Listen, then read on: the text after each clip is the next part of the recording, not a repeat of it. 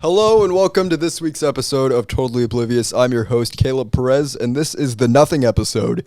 Co-host Alex here. Colby is also here. We have nothing to talk about today, so what do you guys have to say? Colby, give me an... Wait a minute. Lore.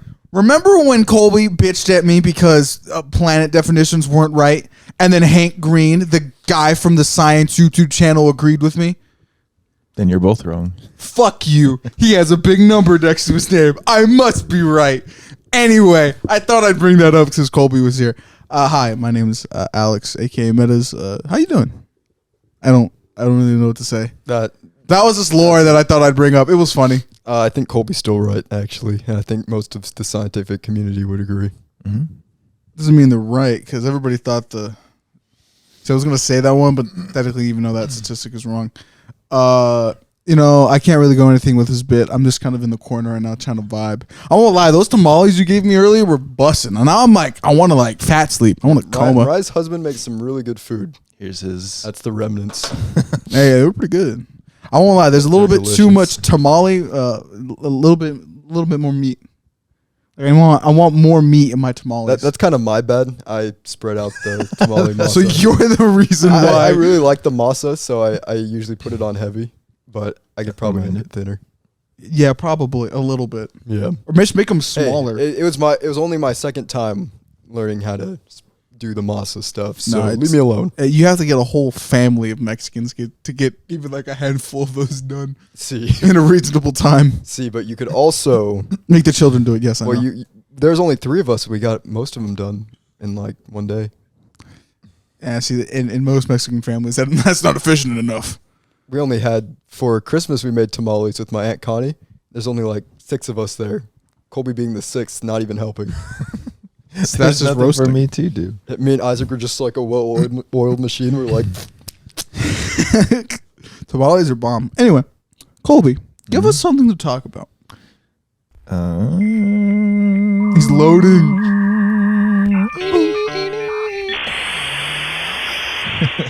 Zoom in on all of that because it was funny. Come on, there got to be something in there. The Puss in Boots movie was good. Yes, it was. It was actually, I think it's one of the best animated movies to come out in a long time. Probably since Into the Spider-Verse. That's probably the last animated movie I watched was Into the Spider-Verse.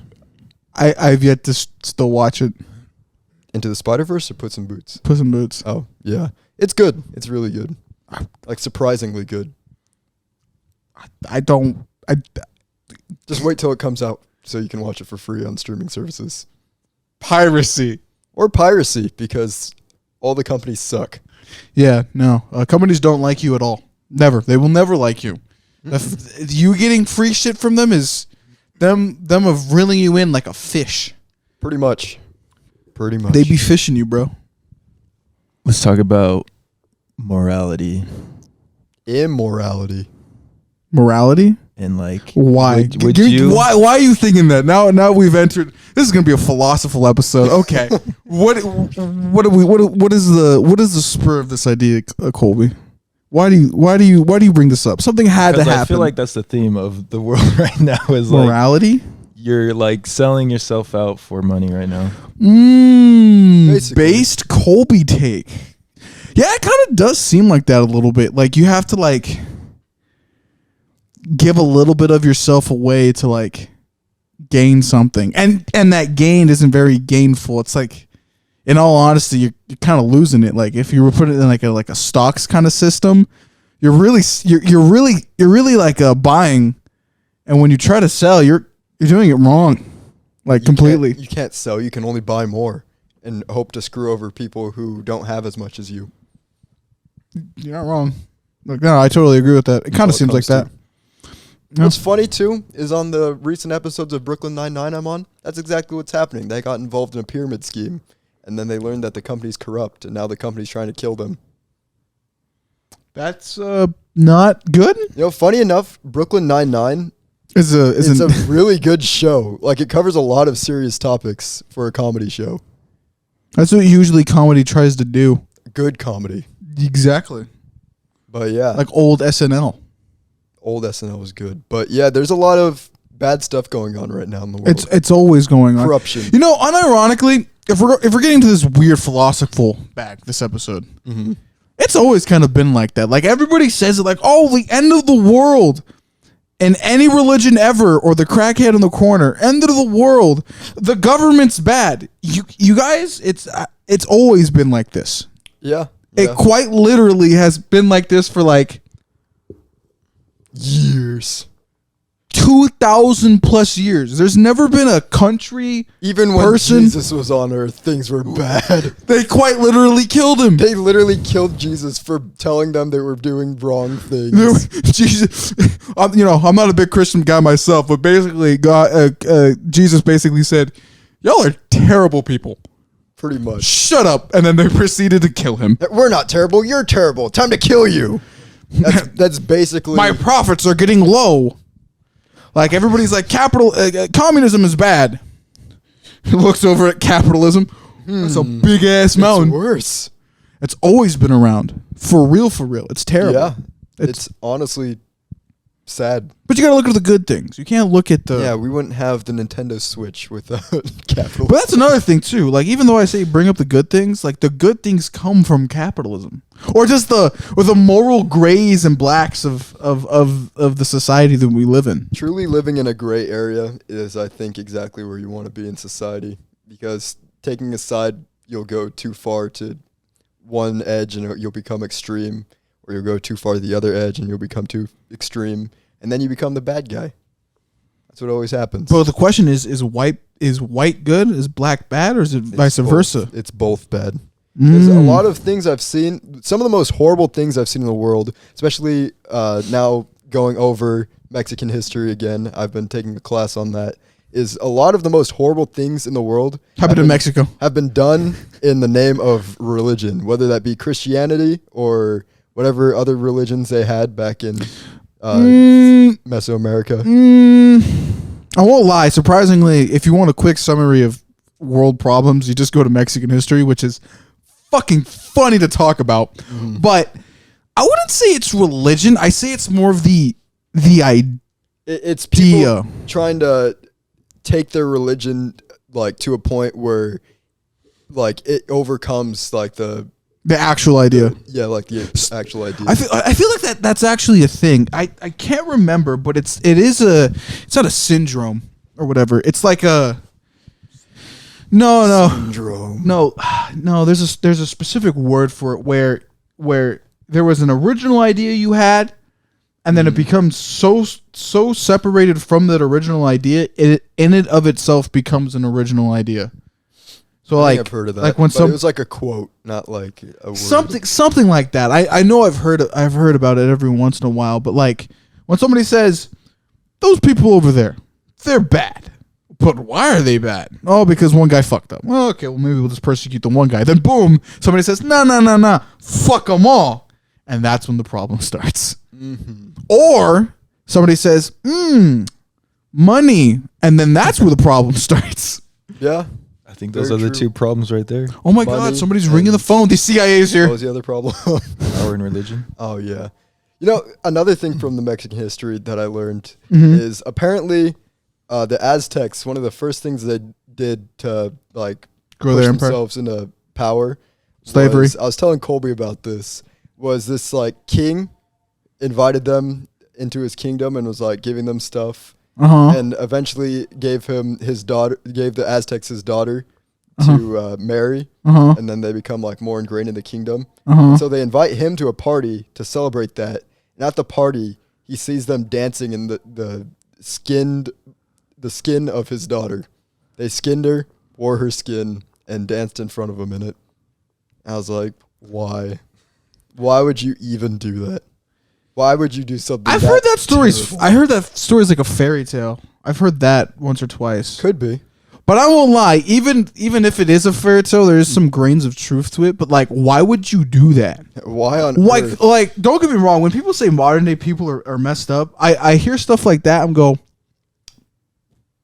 note. I think no, we're just always bad. Yeah, a little bit. Always have done. But that also brings up things. the question: what part in the world? Like, yeah, we're living like really good lives. We're recording our thoughts for the fucking internet, but there could be some kid in name a third world country that story somewhere. Mm-hmm. So, people are weird. Yeah, people are terrible. I guess like also, since Colby brought it up, the morality of it, do you think, I guess this is a good question, do you think humans in our most base desire, or maybe just the most blank human, is just evil? By our definition? I wouldn't say that, no. Okay. I think they're curious and power hungry. So with curiosity, that's like the human nature, is to be curious. So Go full monkey? pretty much like testing the limits, I guess, Mhm. and then being selfish for themselves and pushing the limits to how much power they can have. So I'm hearing evil on your side. Or like at least morally gray, lingering evil. Well, it depends, because there's some people who, like, let's say they accidentally, they kill an animal as a child, Mm-hmm. and they feel terrible about it for the rest of their life. Mm-hmm. Like, that would mean that their moral compass being at its base form, they feel empathy Guilty. for other people, for Mhm. other living things. Where some people don't feel that at all. They go, It really, dinner. I think it really depends on like the mindset of a person. A little bit. I think I have like a third opinion on it, which is kind of good here, is like, I think us as monkeys with very high intelligence, big ass quotation marks as I say that, we view things as, I think it's probably better to say it like this, not good and evil, but like black and white. And when we see like another animal rip up another animal to shreds, it's like, oh, nature. But some of us might like think, oh, he ripped that other animal to shreds, that's bad. So it might, there's this like weird thing with us where it's like animals kill other animals, so it must be nature, but we kill each other, it's bad. So it's like, is it actually bad? Is it not? I think what it comes down to is like the circle of life. If it like continues a cycle of like you're gaining something like food or nourishment, like one of the base human desire or living thing desires. If like you kill a cow and eat it, you're getting that. It becomes a part of me. It becomes a part of you. But like if you kill another person, that's like you're just kind of doing it for selfish desires for the most part. But even then, isn't the idea of eating another animal kind of selfish? I guess in a predator sense, because it's only feeding itself. I guess. I guess so, in a sense. See, I think it just depends on how you see it as the creature that you are. Maybe that's what I'm trying to get at here. Like maybe another lion sees another lion like do something, and so like, oh, maybe that's bad or good. But then another creature views that lion eating that lion and goes, oh, nature. Because you do see that with dogs. Like some dogs will protect other animals from other dogs from eating them. Real best companion. Best companion. Cats will even save other humans from people. They gotta really like you though. You gotta really level up that friendship. I don't know. Cats are so weird when it comes to bonds, because sometimes it takes a long time for them to like somebody, and then other people, they'll just be like, I like you right off the bat. I think with some cats, it's at least some, I don't know if it's species or at least subspecies, it's sometimes cats view themselves as equal as humans, so that's why it takes forever. But with dogs, they're just like, whoa, like But idiots. I don't know. It's just so weird. Cats are just, I think they're underrated in the intelligence spectrum. Like we always see them doing stupid things. How do you measure intelligence? I guess that's the question I should ask you here. I don't know. I guess like how much conscious you would have, because it takes a certain level of conscious to assess a situation as dangerous for something that can't defend itself, for a cat to be able to take action and try to defend the defenseless infant. And, So they have to go full Batman. Pretty much. So once they go full Batman, you realize, okay, maybe he is smart a little bit. Colby, take here. So you're saying like morality has to do with intelligence too? I would say so, because the more like you can tell there's people who like do immoral things and they have just a more primitive mindset than like somebody who does good things, because they're thinking more with like their heart and mind rather than thinking with like primitive instinct of. Or do you think it's just like a different kind of intelligence? Ooh, that actually is a good one. Ooh, you got the oohs coming out of me. That sounded wrong. You don't. This is a family-friendly podcast. I don't think so. No, I grabbed my foot many times today. So grippers. Anyway, kind of anyway, no, that's actually a pretty good take. What if it is just a different kind of intelligence? What if some people just are like, maybe it's the way you think. I suppose it's maybe possible because there's like, I don't know, the brain split up in many different parts. So some people might have certain parts of their brain activated more than others. I don't really know how the brain exactly works. I don't think anybody really understands the true complexities of human consciousness to be able to assess like the consciousness of other living beings. Real. I feel that. No, like the idea that somebody else thinks differently from me isn't a foreign concept, but to think it like they think so different from me that an idea such as stealing that candy from a baby is immoral, while the other guy says, no, I want the candy. What is the 5-year-old going to do with it? Break it, smash it, and not eat it for later? I want that. I'm actually going to put it to use. It's like, didn't think about that.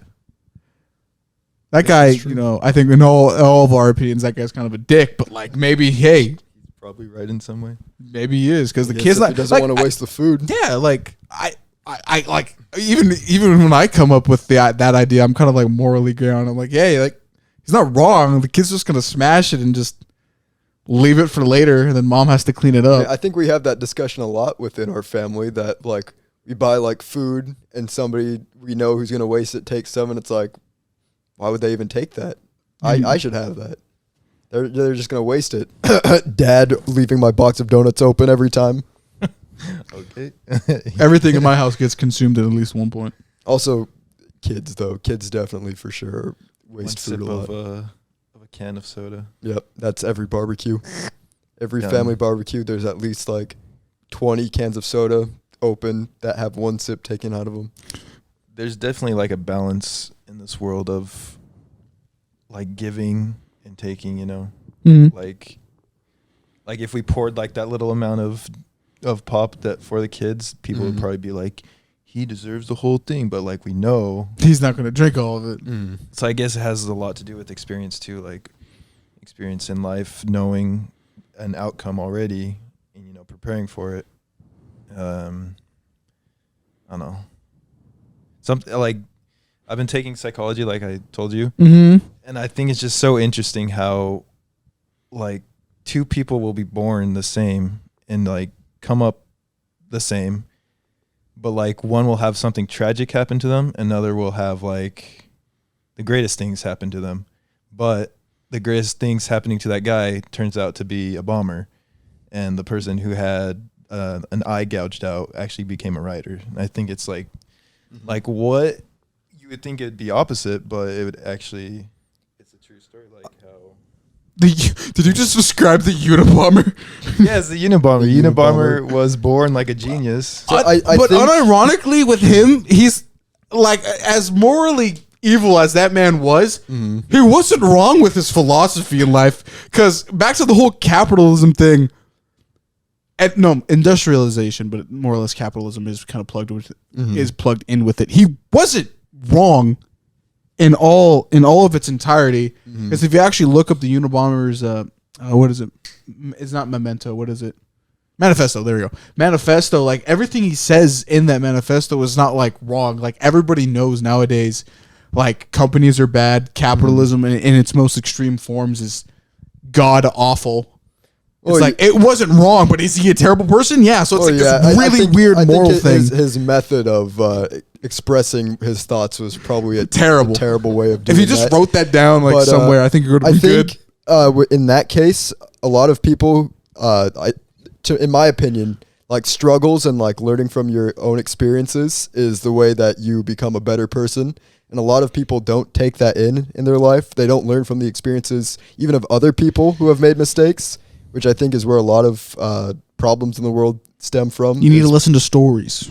Yeah, like if you see, let's say you see your parent beat your mother all the time, or whatever, mom beat the father, you shouldn't go and take that and use that and beat your own spouse. Which again comes back to our different kind of intelligence. Like some people learn and some people don't. I think that's very interesting. And even then, I don't want to bring up personal stories, but I have heard a few times where one spouse beats the other. It's like out of like trying to discipline the other spouse. Where it's just all like, why though, dog? She just wanted you to take out the trash. Just take out the garbage. And you don't need to discipline them. That's half your job too. Yeah, no, it's not wrong. And speaking about this is actually something funny enough I actually learned recently. I guess since I was speaking about the Roman emperors like the last 2 episodes or whatever. There was a weird string in Rome where 4 emperors weren't actually blood related. They were all adopted. And they were called, like, I think Caleb and Post might have to correct me, but I think they're called the 4 good emperors. It's actually 5 good emperors, but pretty close. And all of them were adopted and all had like really, really good reigns. Like everybody liked all 4 of these guys. And then the last guy proceeded to actually have a naturally born son who was given everything, and he fucked it all up. And I think that was the guy who actually made the entire kingdom, or no, I guess the empire, fall, if I remember correctly. So all 4 of these like orphans, so a whole bunch of Robins, was all like, I've been given a fortunate life and must learn from these guys, and all become much better. I think the last emperor, before he had actually had an actual like son, like a blood son, he's kind of the guy who invented at least the idea of classical stoicism. So like he's one of the only guys, at least out of those 4 emperors, who are all like, he won't let absolute power absolutely corrupt him. So he's overall morally pretty good. Yeah. But his son was given everything because, you're the emperor, and then boom, the fall of Rome. I think. I don't know if that's entirely accurate, but he was like the bad one that showed up after these really good 4 ones were all like orphans of the first. So it all ended up really being like really good. So unironically, the whole like, if you come from tragedy and actually learn, you might be a good person. If you're given everything and never been told don't do that, you might turn out to be the worst person in history for an empire. Just FYI. So there is like historical evidence for this argument we're at least presenting here. Hitler. Hitler's a weird story. He's weird. It was always bad for him. Yeah, he just, I don't know. I think he just had one too many tragedies, and some people just can't handle that. Unironically, looking at his life, I'm not saying Hitler's good or anything here. I'm clarifying this now. I think he's a terrible person. No matter how many speech and debate arguments I've had to be in, and I was forcefully put into, Hitler was a good guy. He's an asshole, dickhead. He was good for Germany, but not a good person. He was terrible. Anyway, is that like he lived a terrible life. His mom was divorced. His dad was an asshole. His siblings were assholes. Goes to college. No. World War I happens first, then college. Yeah, he gets World War I happens partially first. Blinded from being in the trenches. Exactly. Trench warfare that is by far probably the worst experiences. Probably, I won't lie, when it comes to World War I and World War II comparisons, I think World War I is way worse. They're just experimenting with all their new weaponry. Yeah. That was basically what that was. Guesses weren't They're literally just... That's how Hitler went partially blind for a while because of the mustard gas in the trenches. Yeah. Hitler overall had a bad life and should have, depending on, I would say, a large amount of soldiers after war turn out to be good people, or at least, hey, don't pull your trigger so fast when it comes to conflict. But then, 1 art degree later, your fucking art sucks. Which, honestly, coming from an art point of view, his stuff isn't bad. It's generic, but it's not bad. Big university artists who judge other people's art are literally the people who kill dreams and people who want to do art. Yeah. Just like, honestly, there is no reason to be so harsh on people who are just enjoying art practice. Yeah, so I think maybe more or less, like, Hitler might have turned out to be a good guy, maybe, or at least some decent guy. But it's just the straw that broke the camel's back. And even then, I can actually get into this, and I didn't think I'd ever have the opportunity to. Like, art in Europe for a very long time was high class assholes being assholes to each other. It still kind of is like that. A little bit, but like nowadays, it's like anybody can really do it, and it's not really that like high class thing anymore. But for a very long time, if you look at a lot of old paintings, they're all done to hyper perfection. Like, have you ever seen like an old art with like terrible anatomy? No, never happens. Have you ever seen like grass that wasn't green? No, never happens. Like everything was, I would say hyper focused on making everything perfect. Like there are some artists, you know, like that famous portrait of like Lucifer doing like the one pose and he's staring and there's like the vengeance in his eyes. Like some people thought that was bad. Really? Yeah. Like some of those artists back in the day were dickheads, and it kind of still lingers around in some circles, even like 500 years later, 600 years later. It's like damn, like no, I don't. It really ain't that deep. Like that's just like a. Don't get me wrong, hyper realistic, perfect art is cool to look at every once in a while. But, you know, this guy in Japan draws this fucking fight scene really fucking cool. There's a lot of stylization that adds depth to the art world that I think is not appreciated enough. Oh, yeah, for real. And it's just that mentality from like 600 years ago just hit Hitler right on the fucking head and went dunk. And he goes, fuck it. I'm done with this. Yeah. I think everybody has the ability to be good and or evil depending on their circumstances. I think that's what that's what differentiates humans from animals sometimes. Yeah. And just Hitler was just done a bad hand. I think that also goes for Stalin and Mao. Because if you look at their histories too, terrible lives, and they never had anything to upkeep. There was never a good day for either of them, and boom, two of the worst countries ever to exist on the planet. Yeah. Which is just a tragedy on humanity itself for allowing things like that to happen. Exactly. Like society shouldn't let people get to that point. Like at least at one point, offer them a dumpling or a fucking sandwich. Have a nice talk. Give a man a cookie. Yeah, like I feel like it's sometimes as a tribe mentality. Just help a homie out, bro. Like imagine, bro. Hypothetical. If I'm in, was it Berlin where he was going? I think, right? Correct my history. Believe. Well, what do you like mean? during his art career? Was it Berlin? Oh, wouldn't it be in Austria? Was it in Austria? Austria or he Berlin? Was from Austria, so I'd imagine. Okay, either or. If I was hypothetically thrown into a time loop right after he got fucking yeeted from college and was done, and I were to see Hitler, I'd be like, "Yo, dog, let's go for a coffee real quick. You look like you need it." Fluently speaking German, by the way, or Austrian. I don't know how this happened. I'd be like, "Want to talk about your problems?" I'd try to go full Superman and be like, "Keep on doing the art thing, dog. Your Fuck art 'em." is amazing. Don't go down that alleyway with all the already pre-established Nazi group that's forming in your fascist group. They're not Nazis yet. Fascist group. Don't do that. Just chill with me. Fuck that professor. Go to America. Go to Michigan, because that's where most of the, I think, German population lives. I think it's in the Midwest. Go there and start drawing some badass art. Somebody will buy it in the future.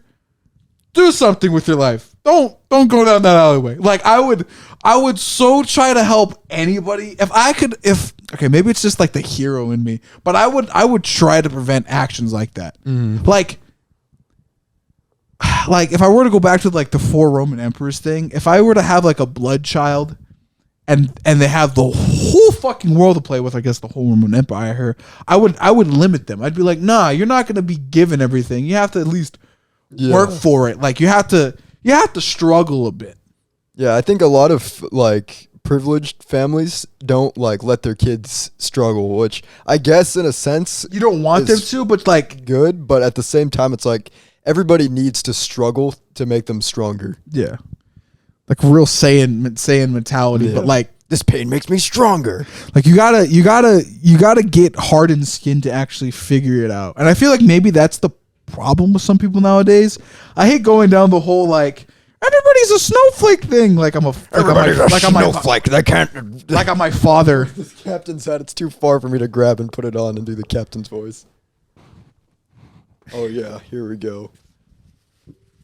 Everybody's a snowflake nowadays. They can't take a joke. We can't be racist. Why can't I do anything right?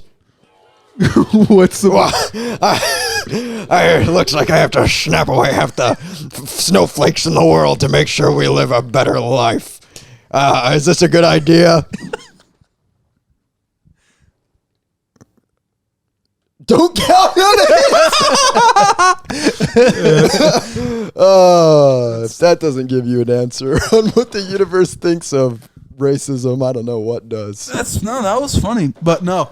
Like I would morally say that like sometimes you need to like be thrown to the wolves and see if you live, and you'll live definitely. But like I don't think like thrown to the wolves, but like Thrown at to least, the wolves, but have like help. Yeah, next to like, you get one companion. Papa can hold your hand. Yeah, but sometimes you might need it too, and sometimes your dad might not be there because eventually at one point you need to grow up and realize, hey, shit's difficult. You got to fight it. Yeah, I think that's why, like, as you get older, your brain, like, naturally makes you, like, separate from wanting to be with your parents all the time, as, like, your brain wants to become more independent. Yeah. So like, say from the time, like, when you're 4 years old, you're, like, glued to mom and dad. But once you get to, like, 13. Middle school, 13, you're like, well, I'm going to spend more time with my friends because now it's people about my intelligence level and we can actually kind of learn things together as a unit. Without we don't have to be taught. We learn without being told that it's something to learn. Yeah. I think that's actually pretty good, Caleb. That's a good quote. Oh, there we go. That's a good analogy. I agree. I guess technically even now, in a weird sense, that idea is this podcast, no? I think this podcast, the idea behind this podcast is we say stupid things. Well, at least the in this topic of today is more or less what you were talking about. I guess. The idea of the podcast is just a fucking rant to the void. But sometimes that's actually pretty good. But don't stare back into the void because the void will stare back at you. I've dealt with that many a time. Call of Cthulhu. Yeah, racism. If there was anything that we have talked about of a person having a bad day, it's that man right there, H.P. Lovecraft. Like the whole Hitler going through family troubles into World War I to having his dreams shattered is that man there being cooped up in the attic during probably one of the best times in U.S. history where everybody was migrating to the U.S. because of land of gold and honey. And all of a sudden, all these people show up, and you're all. I'm gonna be honest. I don't fully know why he became racist.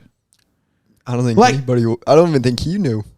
Like all of us. I don't even think he understood that he was being racist. Yeah, I think that's just how people talk then. To be honest, you're not wrong. Like it's kind of weird going into H.P. Lovecraft's history because it's like at one moment it's all like weird guy but cool, and then boom, racism. Because when did he die? Colby, you need a fact check on this. I can do it faster. Who's gonna do it? Timer. When did H.P. Lovecraft die? Damn, he did it. March 15th, 1937. So wow, he Right. died pretty early in the 20th century. Racism in America.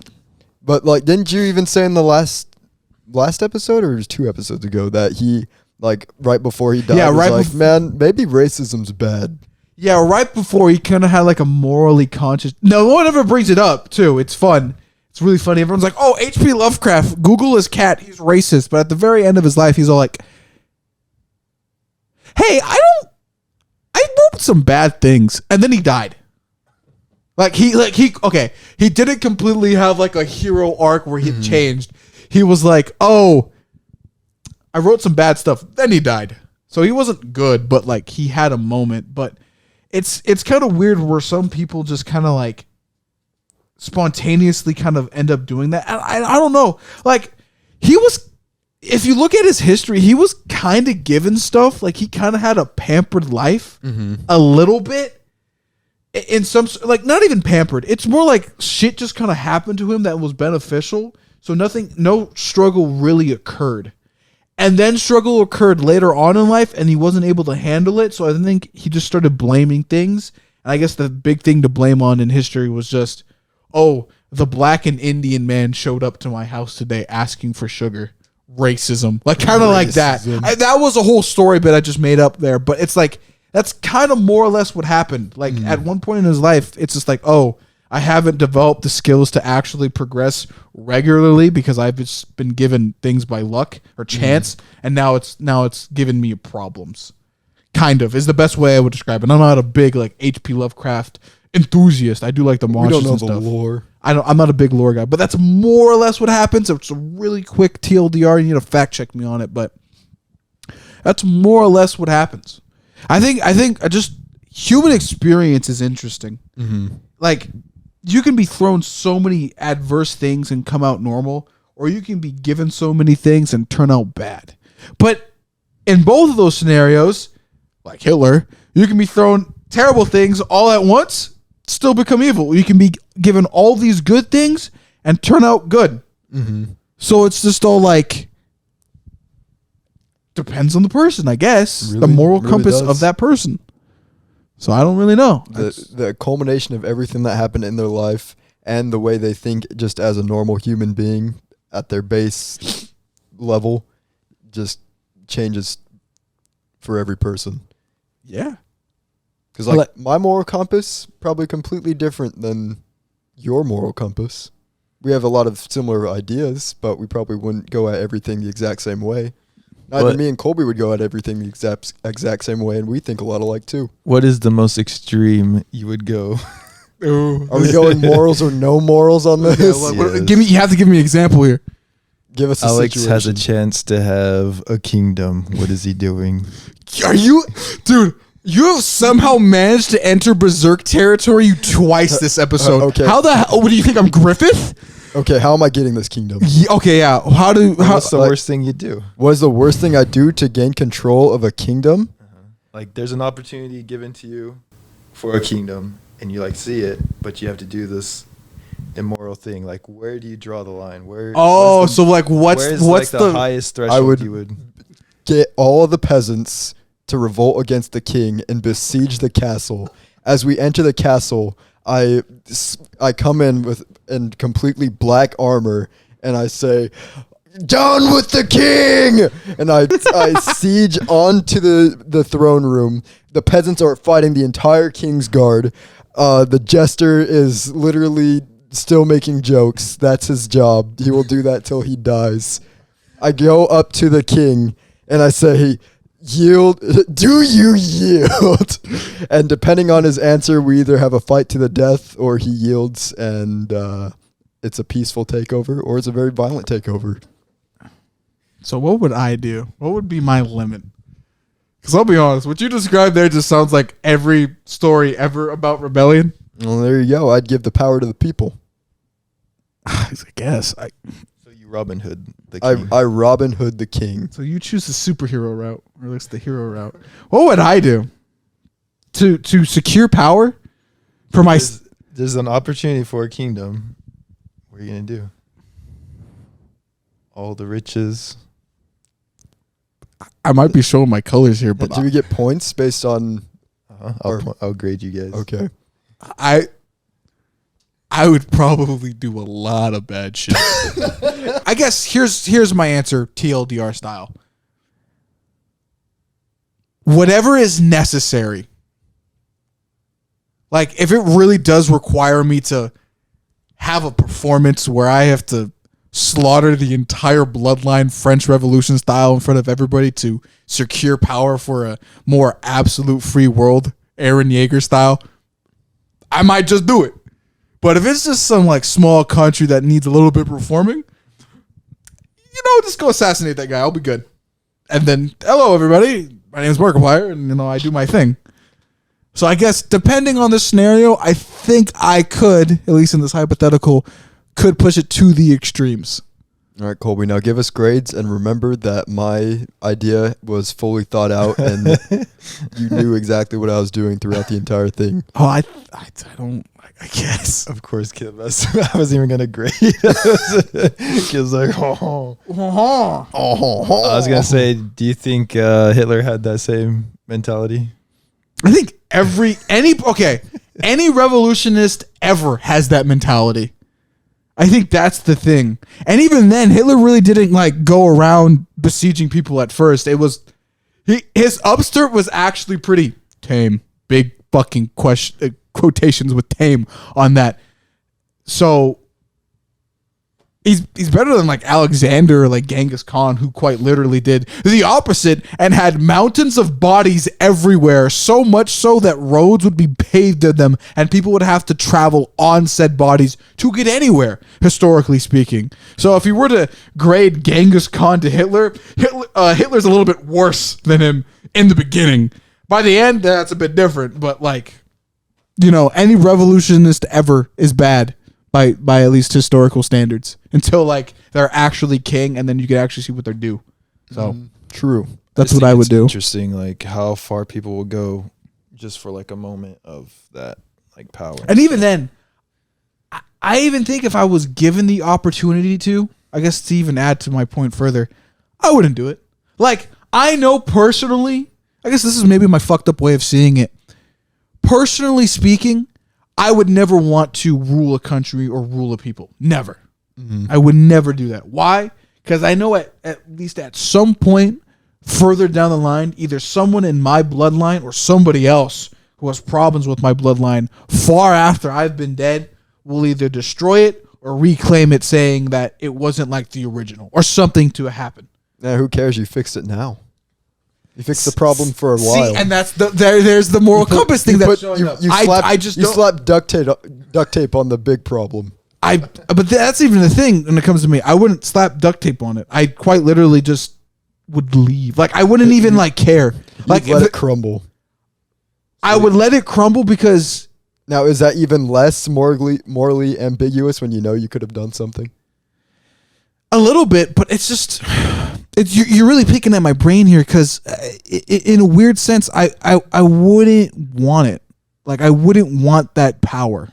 Mm-hmm. So And you're an all in or nothing kind of person. A little Like, bit. if you wanted it, then you might as well go all in. Yeah. And if it's not really. Like, and almost like I've brought it up to at least one certain person in private about like story writing and how I guess the Meta's character, not how it's spelled on YouTube, the actual like OC character kind of represents me a little bit. And his kind of like choices kind of really do reflect mine. I guess this whole story I'm making in the background of YouTube is like really representational of my life, but it's fictionalized and made into like this grand space odyssey, and like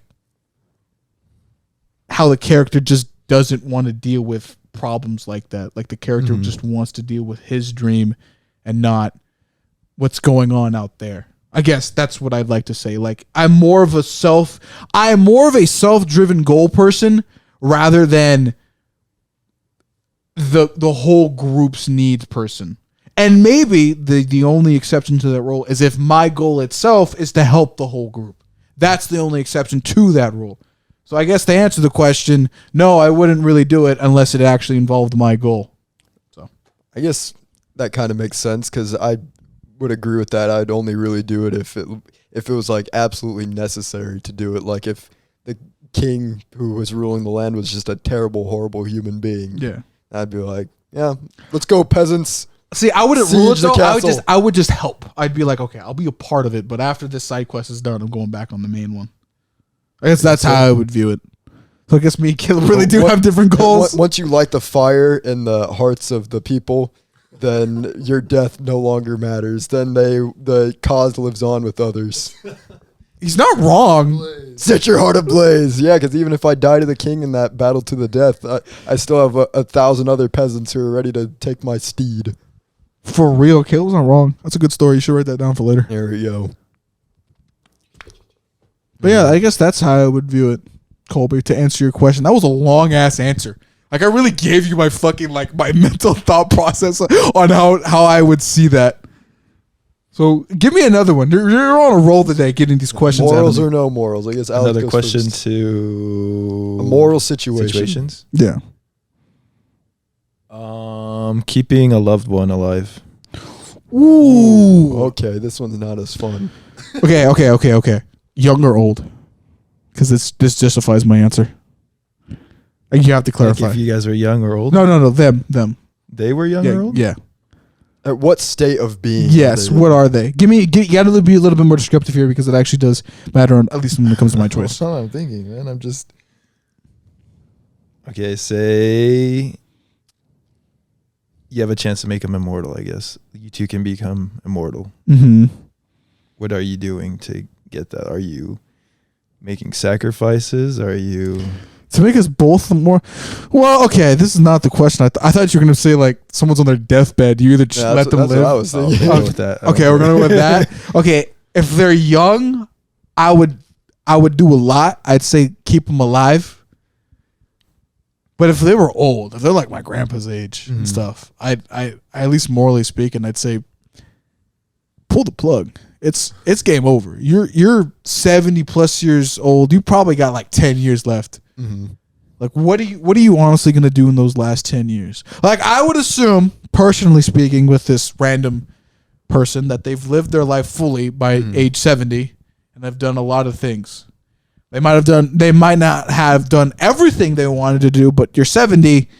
Are you really gonna go to Mount Everest? Are you really gonna go revolutionize the blueberry? Like I don't know. Fuck it. Like I'd pull the plug. If you're like 20, I'd be like, nah, hold on here.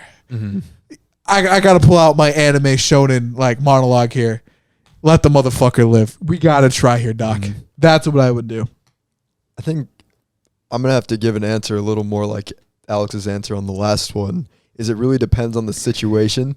Like if it's a young person who like is brain dead and they're on like life support and like you can keep them alive, but like they'll never be like a fully functioning person ever again, then like I'd pull the plug because See, then I also it depends on it depends on the little details. In my mind, if I was in that situation, I wouldn't want to live any longer because like there's at that point you're not even you're not living anymore. You're just surviving. How about think of it as Saving Private Ryan, that scenario. Like what do you think? Like there's of that? one man, and I have to take all my best friends across the country. Think of to it save on one both man. sides though. Think of you being the one saved, and think of you being the one going out finding the person. So like, how do you feel about this group of men saving you? What would you like? Would you feel good about that, or would you? I can save myself, boys. You guys have another job. I got me. You guys get the main objective. Okay, so now you're the people going in to save the guy. What was your mindset? If the objective is to save the person, then I think you have to just keep going. I guess it really just depends on what your objective is. You wouldn't complain ever. You'd be like, all right, this is our job. I might die, but Basically, yeah. If one guy's life is more important. If that is what my direction is in that moment, then I think I have no choice than to abide by that because clearly somebody sees that as an important thing to do. So I guess I'm a people pleaser for the most part. I will do things if people tell me to. Alex?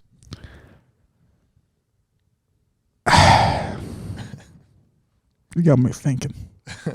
First, how would you feel about a group of people coming out to save you? To save me, so I'm a POW. POW. You would POW. drop down. If I'm getting Gunfire saved by the raining on SEALs and they're coming in to save me, I'd take it. But if I had to go save somebody else, fuck yeah, I'd do it. Because I'm assuming hypothetically in this scenario, like they're my homie, bros before hoes, like Saving Private Ryan Grubb. I mean, not Ryan Grubb. Nah, I'm joking. I like Ryan. You probably just heard that. He went, oh. His heart shattered just now. But no, I would. Because that's like, I guess, bringing up from earlier, You need to hear stories to grow. You need to get the meaning from them. I think that's why like analysis videos are so popular. It's like people want to know the deeper meaning of it. And all these anime I've watched over the years have at least taught me one thing. When it comes to a friend group, or at least the main character, you gotta fucking save them. Yeah. Like, even if it was, hold on, wait a minute. He likes to step over things. Okay. Dante's here. He was sniffing on it if anybody was there. No, you stay there. No. You stay there. Dante, I don't want you. Anyway, let's sit it there. So that's what I would do. Like, honestly, I would save them. Why? Because it's just my moral compass wouldn't let me let one person die. Like when I play like Halo, and one of the privates I've made a joke with dies, I won't lie. I go full Doom guy and I say, fuck it. Every single one of the Covenant is about to fucking lose it. Like, hypothetically, if I were to be in a Saving Private Ryan scenario, and the guy I was saving dies, the Doom music starts playing. Give me the Trent shotgun. Somebody's about to get. Somebody is going to have a unmarked grave somewhere on this battlefield. Like, I think that's where my moral compass lies. Like, if I'm gonna fully save somebody, I'm fully committed to it. And if I were to lose it, somebody's losing it tenfold. I guess. Yep. I guess that's where I come from, in a sense. I think Dante agrees with me. He probably does. Why are you here? It's here for the thumbnail. Thumbnail. But I guess I see that. I think it's funny though how I gave two completely different scenarios. One person going through everything to take everything, or a group of people giving everything for one little thing. Mm-hmm. And you guys both went like committed to the objective, like it was more important to like the objective. You guys wanted the objective to be completed more than anything. And if the objective were to be failed, I would go full Doom guy. See, what's funny about you saying that is I didn't realize you could possibly save any of the privates on Halo, because literally some of the first things I did when playing Halo was I'd shoot the privates and then I'd go for the Covenant. What are you panting for? I'm the war hero here. There's going to be no survivors anyways. The less of you who are alive now, the less flood that will attack me later. Why are you staring at me like, you're not going to get petties from me? You're not going to. The homie is... Go. But no. Dante has been banished. Yes. Sorry for the cut. But I don't really know. Like I think it really just depends. I feel like my moral compass, depending on the subject, is different with everything. Like if it's a homie that's in danger, I'd go full Naruto arc. We have to save Sasuke, or we have to save Krillin, or something. Like I'd go full anime protagonist. But if it's like, how far is the justification to save to murder? So yeah, like, and then I'm all like, I don't really know. But even then, on that, if we're speaking from, I guess, my story and development, it's all like to acquire one's peace of mind or like goal. Sometimes, blasting that guy into outer space with a punch might be morally correct, or at least to you in that scenario. So it's just all like I don't really know. Like maybe I do lean towards more of the for the good of the betterment or whatever, maybe. But sometimes, it could be the opposite. I don't really know. It's an interesting idea Colby has presented to me. I'm now judging my humanity. All right, Colby, one more. Give us something good. Something that like will tickle our fancy. Something that will make us think very hard. Yeah. Give Caleb a mind stumper. Complex scenario. Complex? How about just something simple? Like if you had unlimited money, what's going to be in your house? What would you have it? Like, what are you gonna have? Like 1,000 dogs? I got the infinite money glitch. Infinite money glitch not patched. Or are you just gonna stick with like a standard? So no, hold on. Rephrase the question. Absolute power. You're given absolute power infinite money. You have do anything, create anything. You can. So basically, Or- we've become God. What are you doing with your godlike powers? But in like money sense. Yeah. Well, first I'm making an Animal Crossing house. Basically, it's just gonna be a very simple house. I have a living room with the TV, fireplace. I have a sexy bedroom. I have a huge dining room, ginormous. And by ginormous, I mean just average size for an average sized family. And nice basement that I can hang out with the bros. Attic that is just a nice hangout area. And then I have a study just full of books and stuff. And then I spend the rest of my money on traveling, and then I go Can't fishing. spend the rest of your money. You have unlimited. Oh, then I go traveling quite often, and I go fishing quite often. And I continue doing podcast and radio. Nothing like super expensive in your house? Not really. I'd like to have like more lucky cats. What about like movie props or anime screen rights or nothing cool, nothing expensive? It'd be cool to have a katana, but I'd like to It would be samurai cool to train have for a that. katana. It would be You can- very you can cool. do that. I'd probably go samurai training as one of my trips, one of my vacations, So until I earn my family katana. So I guess it's my turn now. I'm a pretty simple person. I have very simple pleasures in life. Like honestly, if not all that, just being able to go fishing every day would just be awesome. A cabin in the woods, How big's the cabin? probably not bigger than this room. Really? You guys both wouldn't, unlimited money, you guys wouldn't really care to make it flashy or I would quite literally. huge?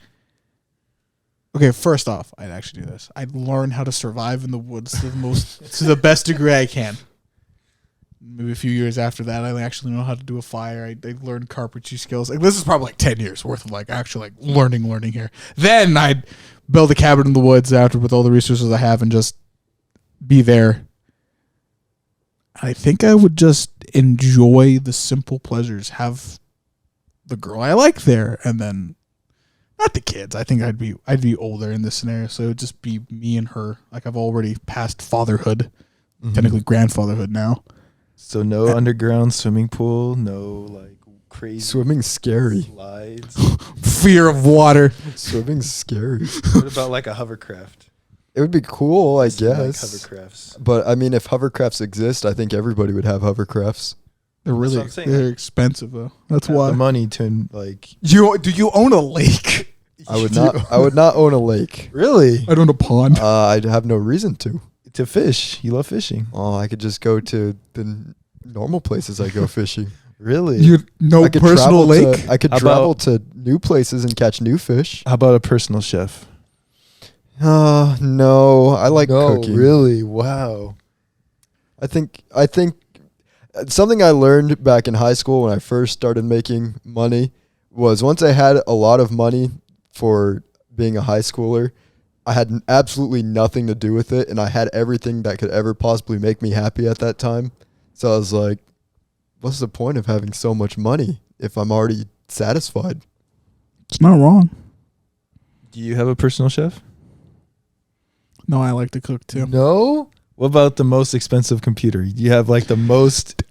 You know Highest what? tech and Unironically, I'm not going to get into the phonetics of this. I don't think I'll ever really explain this to anybody other than the person I spent time with. But like, at one point in my life, I do want to just escape away from. Leave the technology behind you. Yeah, I wouldn't own a PC. I wouldn't own maybe I'd own a phone, but just for like calling people. Mhm. Like I'd fully old man it. Have a study in the cabin, and like Me and maybe Alex and both maybe have like a study. the study would be like half study, half like drawing apartment or drawing place, think- where I would just do that in my spare time, just admire the nature around me. That's what I would do. Also, it'd probably be on like a mountaintop or something. If you guys were See, wondering. I wouldn't have to be old. I'd want to do that now. See, I would do that now That's too, what I was but gonna- like, but that's what I was gonna ask, like- there's a weird like riching experience from it because, like I said, I'd imagine I'd be old. Mhm. That's what I was gonna say. Like, do you guys think like happiness comes from feeling like you succeeded, and like once you're at that point where you have unlimited money, you're like, 100% I'm done. agree. 100% agree. Because if I was now with all that money, and what I find interesting is that you would kill so much people for a kingdom, but then like once I achieve the goal, you do unlimited nothing. money where you feel like you've succeeded in life. You would go for a small little house, and you just want the simple things in life. No, but you presented me the question, and I couldn't say no. But like, it depends. So like I said, look, I'm a mixed bag. It just all depends on what I'm thinking. And the most optimal scenario, if it was just me and I somehow live my life out fully, and at the very end, it's all like unlimited money. You've gained the grace of God or some primordial being. I'd be like, no, small house on top of a mountain with the person I love, cabin with like a drawing studio halfway in it with a study, books, fireplace, nice kitchen.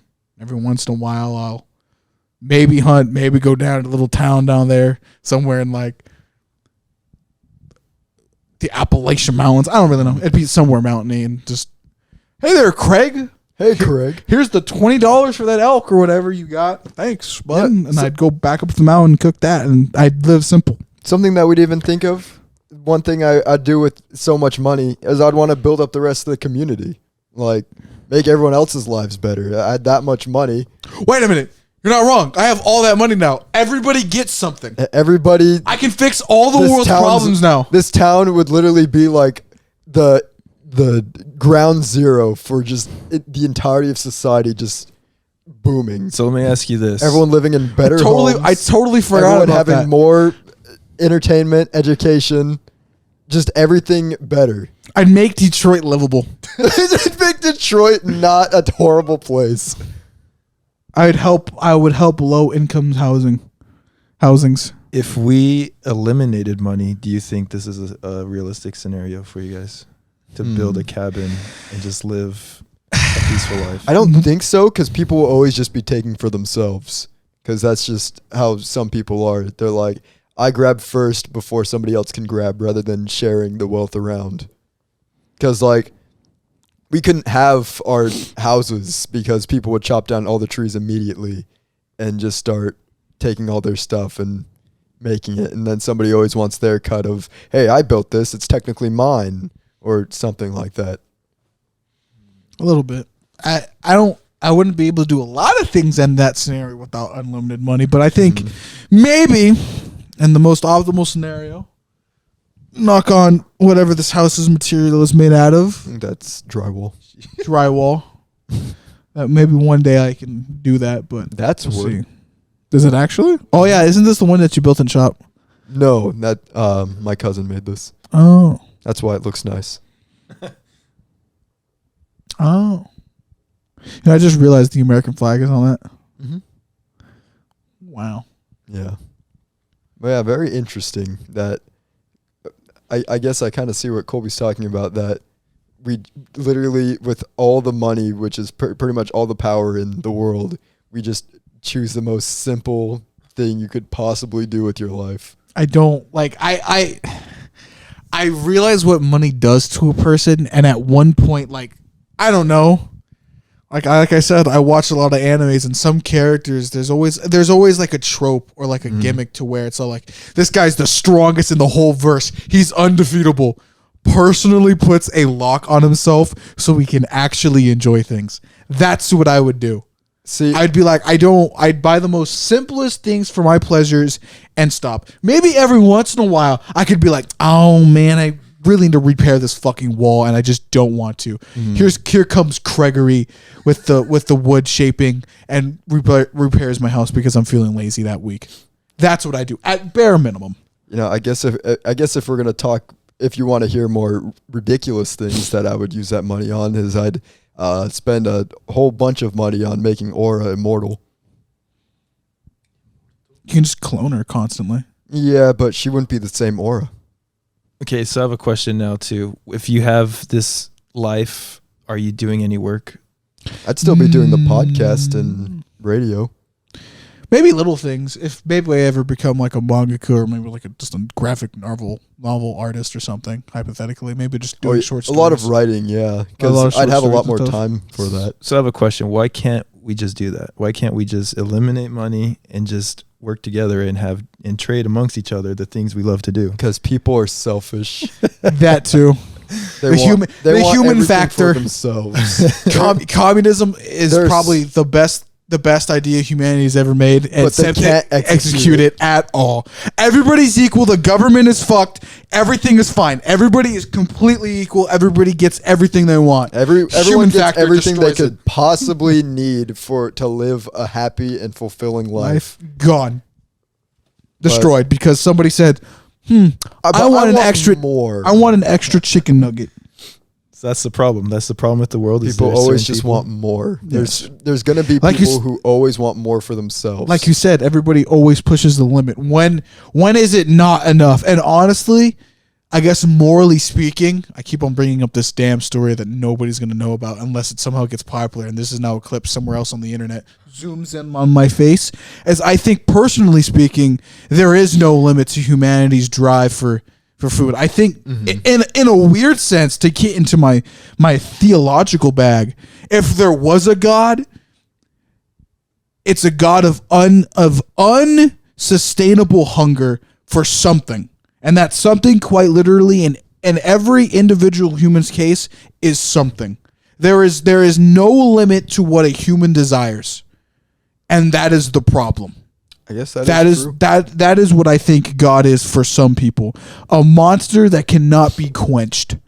But you guys proved that you could sustain yourself. Like Because you would I have a know limit. my limits and I restrict myself. It's just certain people Yes. that would who We're have we're two people and possibly 100 billion, probably even more humans that have. Is it 100 billion or a couple million? billion. Do you mean Like in total, like world? the whole the whole world, like dead or and like- alive. Yeah, that's Like like 2 billion in the billions. Yeah, It's definitely more than 2 billion because there's 8 billion people Yeah. alive right now. it's like I think it is at least the multi-millions or 100 billions of people that have ever existed. We are quite literally two of them who've said no. I know my limits. I will restrict I myself. know what makes me happy, and it's just it's the little things in life that make you happy, to be honest. Everybody had a different growing up situation. When I That's hear what from it a lot is. of like rich people telling stories, is none of them are happy with their money. They're happy when they face like something Adversity. challenging or like just little things in life that make you feel like you're a living human being. Like Goku. Like Goku.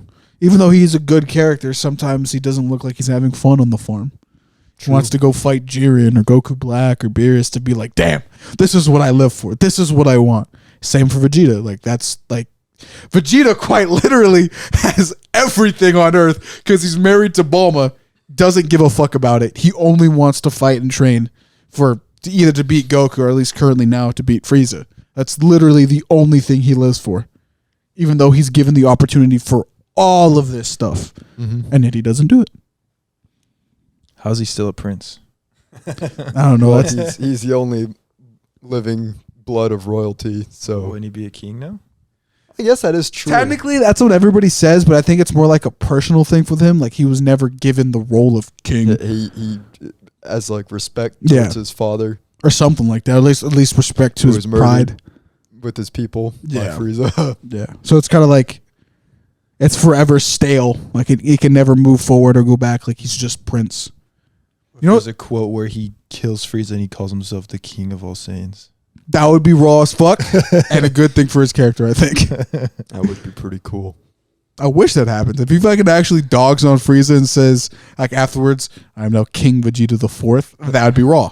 Toriyama making Vegeta look cool, impossible challenge. Toro. I can't pronounce fucking his name.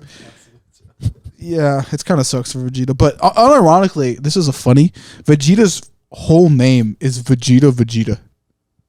Like Mario, Yeah. Mario. Yeah, like no, like that's his thing. That he's Vegeta. Like that's his whole title. So Trunks is like full name. Trunks Vegeta. Trunks Vegeta Briefs. That's his whole name. That's pretty dang cool. Technically, Trunks is Vegeta the Fifth. So fun fact. Yeah, there's been Vegeta V. yeah yeah That makes him Vegeta V. a little bit. But I guess There you go. I kind of have to poop now. Can we end the episode? Yeah, we can. I did have one thing I wanted to share before we go. So apparently the Thanos Gauntlet's haunted. Why? Well, for a while, you know how I always had that hand out like with the fingers not curled? Mm-hmm. Well, every night at like 11 p.m., it just randomly start going off and being like, "Bwam!" And I was like, I'd be out here watching TV. It'd never do it when I was in the room. It'd only ever do it when I'm out here watching TV. So eventually I just got sick of it and I was like, well, if this is a ghost, then have fun trying to make it noise when it's like this. So I clamped the fist. Hasn't made noise since. So either it's a ghost who now has no power, or He it's segregated the ghost. yeah, You the ghost of robbed him the of his ghost of abilities. Thanos. Well, that's funny. Can we spin the wheel? I haven't updated the wheel unless you want to add new Alex things. has to poop. Well, Come Alex on. poops. No, let's end the episode. We I gotta can poop. cut and then Ugh.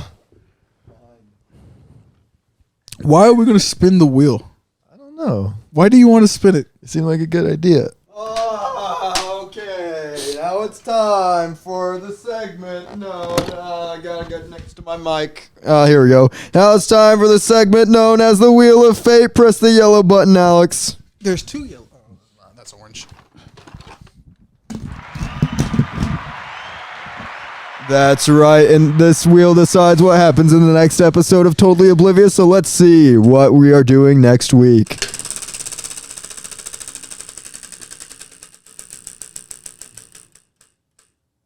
What's that? The most stupid, most ridiculous, and stupid episode to ever exist. That's the next episode. The most stupid, most ridiculous, and stupid episode to ever exist. There we go. That's what we're doing next week. Yep, I know exactly what we're doing next week. All right, guys. Let me sit back down because I don't want to stand anymore. Because I can't stand you guys. Any last words? Be a better person. Well, that's pretty good. Colby, also known as the Wheel of Fate, probably to the camera. Any last words? Am I back next week? If you want to. You'll have to tell me what the episode's gonna be like. Okay. All right. Well, thank you all for watching this episode of Totally Oblivious. Definitely a lot more not stupid than normal episodes. It's probably our most like big brain episode in a while. Big brain episode. I guess just thank you all for watching. Like, comment, and subscribe. Be sure to share the podcast. And I guess see you next week. Peace out.